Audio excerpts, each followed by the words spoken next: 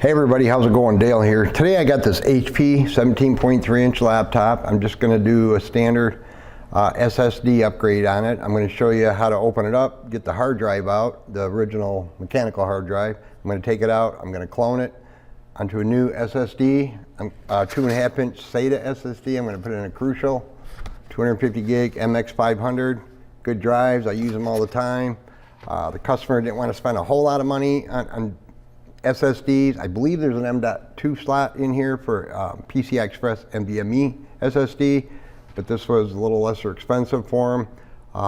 It's a 250 gig, like I said.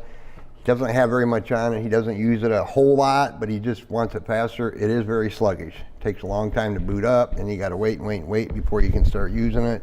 And this is going to be more than adequate. Anything from a hard drive, mechanical hard drive, to any kind of SSD is going to be a huge improvement. The exact model of this laptop is 17-BY0053CL. It's got an 8th generation Core i5 in it, pretty decent processor. So it's got Radeon graphics. I believe it has 8 gigabytes of memory. So I'm just going to get right into it here. Like I said, I'm going to open it up, get the hard drive out, show you how to do that, clone it, put it back in, boot it up. And it does have Windows 11 on it, not Windows 10. He had Windows 10, but he did the upgrade through Windows Update. So on the bottom here, we got some exposed screws. Got 1, 2, 3, 4. This one holds in the optical drive. Then on these rubber bumpers here, I got to remove the back one completely because there's, I think, 4 screws under here. Then there's going to be a couple of screws underneath this little rubber bumper here too. So I'm going to go ahead and get this screw out for the optical drive first. Hopefully. See if I can get a hold of it and slide it out. And it just pops out just like that, pretty straightforward. Then underneath here, we got 2 little tiny screws, one here, one here. You need like a number 0 Phillips screwdriver to get those out. Set them on top of my drive. I do a crap ton of SSD upgrades. People are amazed, wonder why they didn't do that sooner. I'll get these obvious screws out first, and if you want to lay them out in some kind of pattern so you know how you took them out or where they came out of, that's never a bad idea either. Totally up to you. And as always, like I always say, make sure you're protected against static electricity. My bench tops are all anti-static, as well as my floors. We treat them all the time with an anti-static compound called Static Side. It works really well. 25 plus years, I've never ever had an issue with static electricity. So if you're at home doing this, just be conscious of that. Don't touch anything inside you don't have to. Very important. So I'm going to get a sharp little tool here and lift this little rubber up. Now these are glued on there from the factory, but if you're very careful, there's usually plenty of adhesive left on them to put them back down. If not, just use some kind of a adhesive to put them back on. You know, even some Elmer's glue, a thin layer, put it in, let it dry for a little bit, and you should be golden. Or super glue if you want, but if you use something like Elmer's paste or glue, a thin layer of it, makes it a little easier to get it off next time, if there is a next time. I believe that's going to be it though. You can see how these come right up. So I'm going to stick that back in place. Yep, that's it there. So I'll just make sure those are back down when you're all done. Then the one along the back here, we're going to have to remove it completely because there's a whole bunch of screws. Use something that's not going to booger up your chassis. Try not to stretch these too much. Can help it. Lay it out of the way there temporarily. Yeah, there's 4 screws underneath here that we got to remove. Or that I got to remove. HPs are popular selling laptops, so probably my biggest brand that I get in my shop over the years, whether it's for something like this or something else, broken screen, windows messed up, whatever. A lot of them out there. So we got all the screws out. Now I'm going to flip it over, Grab my trusty blue triangle spudger tool here. These work great. I'll put a link down below where you can order a little pack of those for a couple of bucks online. And along the seam here, I'm just going to start in the corner over here where the optical drive is, but don't press too hard because there's nothing in there supporting that right now. Just remember that. I'm just going to start sliding it along here in the seam. You can hear it cracking. That's a good sign. Got to break it loose.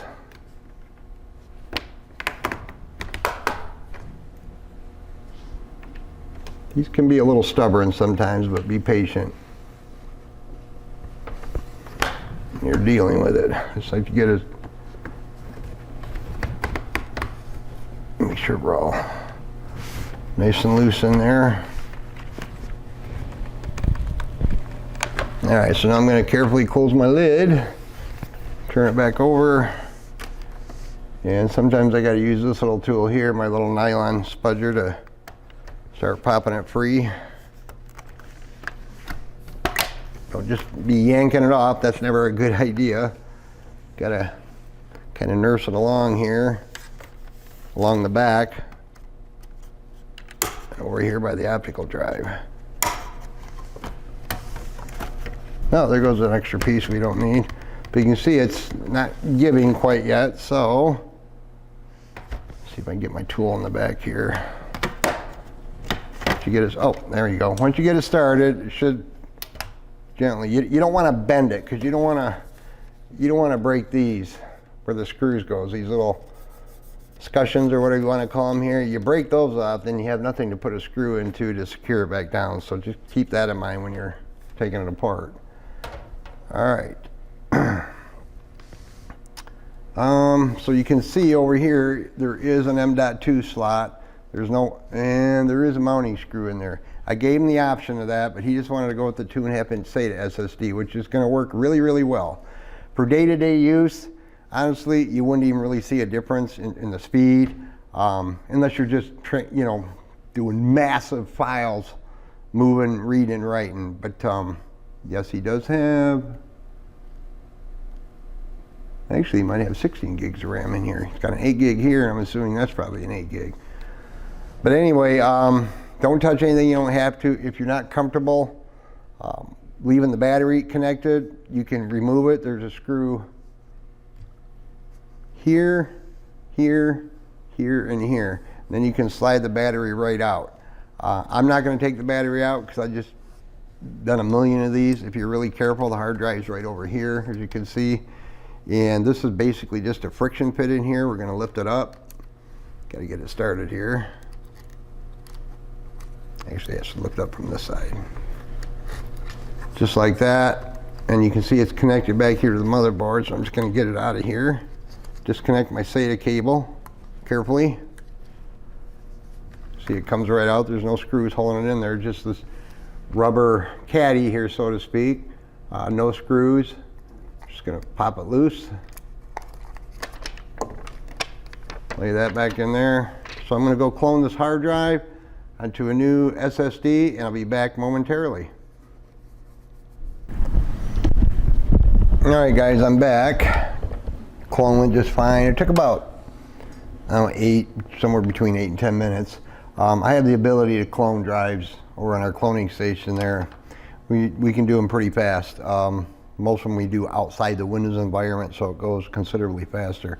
Now, if you want to clone, if you're doing this at home, you want to clone your hard drive while it's in the computer to the SSD, you just need a 2.5-inch SATA connector, USB connector. You can get them really cheap, and you can use the free software from the manufacturer, like Crucial uses the Acronis. True Image works really well. You can do it while the hard drive's still in there. It does take quite a bit longer, so you just got to be patient. All the manufacturers, Crucial, Western Digital, Kingston, A-Data, they all have their own. Samsung, they have their own pre-cloning software, so keep that in mind. So anyway, I'm just going to put the new SSD in there and see if we got a good clone. Just going to basically do everything in reverse. You should get the drive and the caddy right. I hate these caddies. Trying to keep it squeezed together while I'm doing everything. All right, going to carefully hook it back up. And remember, don't touch anything you don't have to. Gonna slide the back end first, or this end's gonna, these little tabs are gonna go underneath. And kind of squish it together because it's a real tight fit.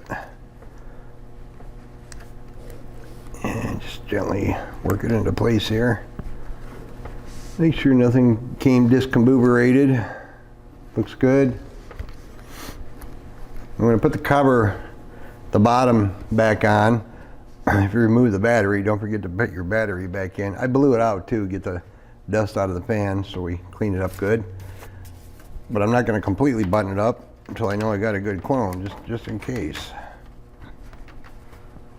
Get this line back up properly. Schnapperly. Just kind of gently squeeze it back into place here. If you're squeezing on your laptop, just remember you got a screen under here. Don't squeeze really hard because you could actually damage the screen from the top side here if you push too hard on it. Just be careful. That's good for now. I'm gonna flip it over. I think I got enough juice in my battery.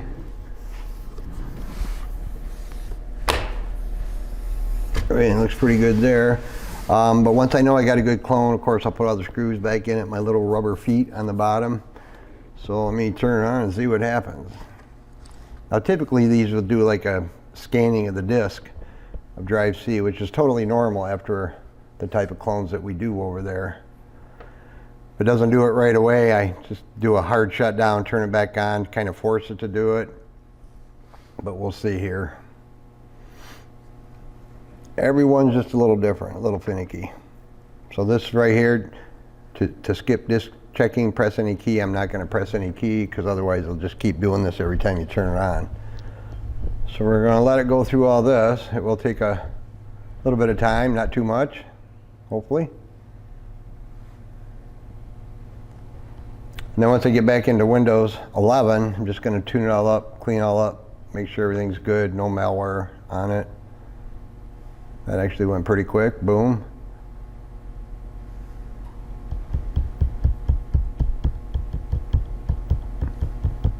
Nothing like a solid state drive replacing a mechanical hard drive. There's just such a night and day difference, guys. So if you haven't done it to your computer, please do it.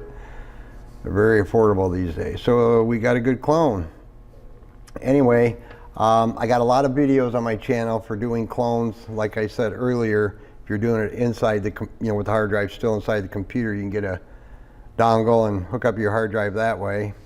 So yeah, check some of those out if you want to do this at home that way. So anyway, I hope the video was helpful to you. Don't forget to hit that like and subscribe button. That would be great. I appreciate you watching. Y'all have a great day.